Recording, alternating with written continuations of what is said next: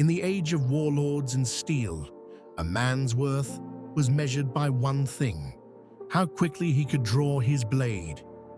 This is the story of a soldier who lost everything the moment he drew his too soon. His name was Tadashi. He was disgraced, he was exiled, and he was forgotten by the world he once served. But in a quiet grove of bamboo, he would learn a truth sharper than any sword. A truth that could not be rushed, stolen, or forced. This is how patience rebuilt the man that impatience destroyed.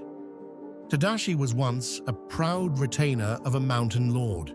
He was fast, he was fearless, and he believed fast and fearless were the same as ready.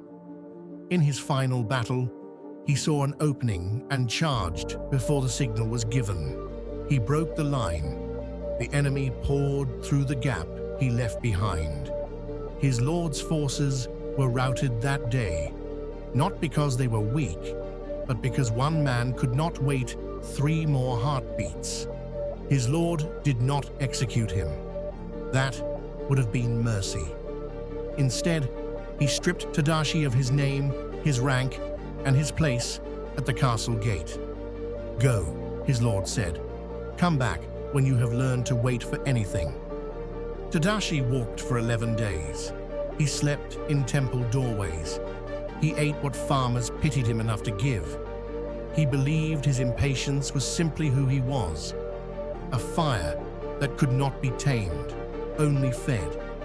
He believed some men were built to wait, and he was not one of them. He arrived at a small village at the foot of a mountain, half-starved, with nothing left but a wooden practice sword he had not thrown away.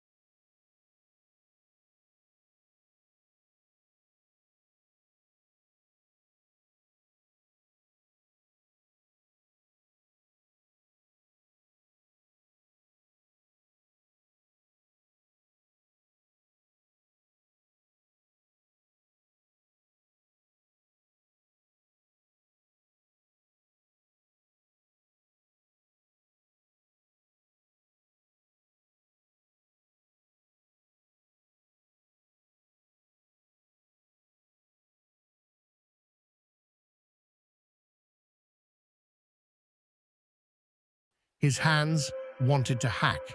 The task demanded he go slow, layer by layer, patient enough to feel where dead ended and living began. It took him the entire morning to clear a single stalk. His back ached.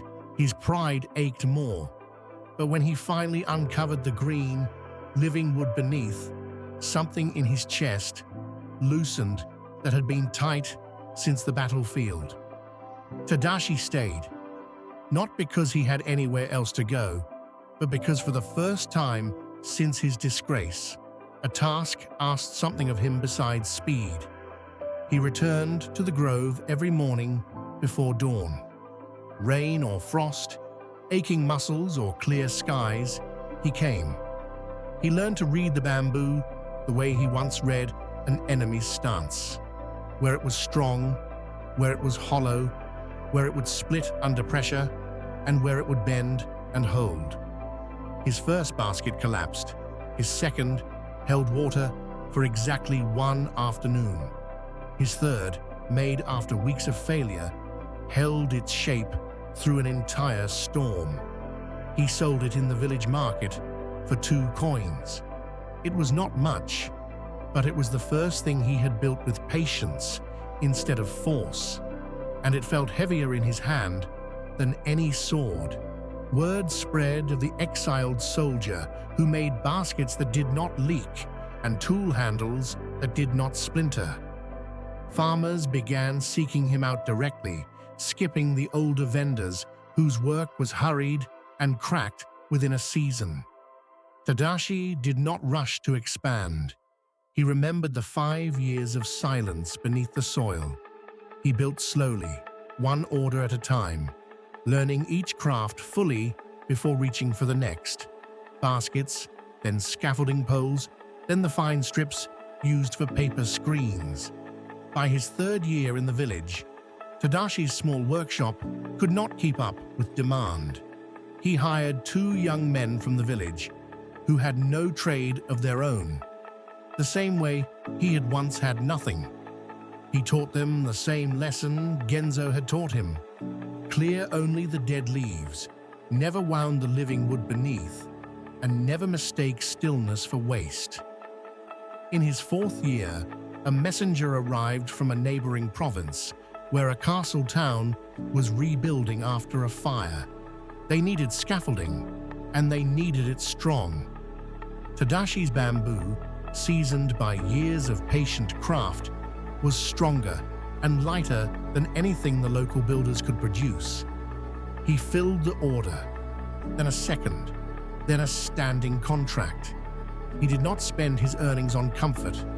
He reinvested in better tools, a proper drying shed, and land to expand the grove itself, understanding now that the bamboo that would serve him in 10 years had to be planted today. He sent coin back to his aging mother, whom he had not seen since his disgrace, along with a letter that said only, "I am learning to wait. I hope you can forgive the years I did not." In his 7th year in the village, Genzo, now frail, his hands trembling, came to find Tadashi one final time. He did not find a disgraced soldier swinging a wasted blade. He found a craftsman whose grove stretched across the hillside, whose name was spoken with respect in 3 provinces. Tadashi knelt before him the way he once knelt before his lord, but this time there was no shame in it. "You gave me a riddle about bamboo," Tadashi said. "It saved my life." Genzo shook his head slowly. "I only told you how long a seed sleeps," he said. "You were the one who chose to stay in the dark long enough to find out why." Tadashi thought back to the battlefield, to the 3 heartbeats he had refused to wait for. He understood now that his impatience had never been who he was. It had only been a habit, one he had mistaken for his nature, because no one had ever asked him to wait for anything worth waiting for. The bamboo had not changed. It had always grown this way, in silence, then all at once. He was the one who had changed enough to understand it. Years passed. Tadashi's own son grew old enough to ask him why he still woke before dawn, even though he no longer needed to. Tadashi handed the boy a small sickle, the very same one Genzo had once placed in his hands. "Clear only the dead leaves," he told him. Never wound the living wood beneath, and never mistake the silence for nothing happening. The boy struggled just as Tadashi once had. He wanted to hack instead of peel, to rush instead of feel.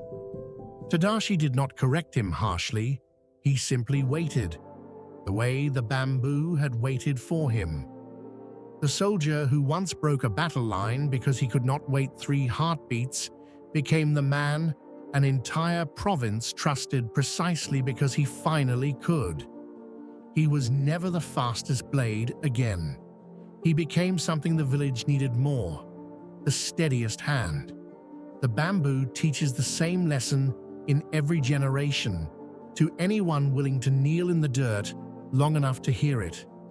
5 years of silence is not 5 years of nothing. It is the part of growth. No one is patient enough to watch. The question was never whether Tadashi had talent or luck or a fast enough blade.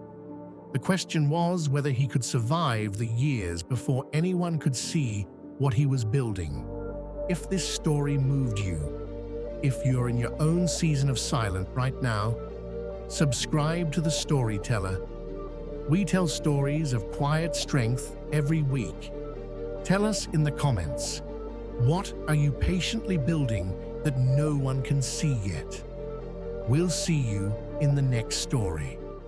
The Storyteller. Grow slow, grow strong.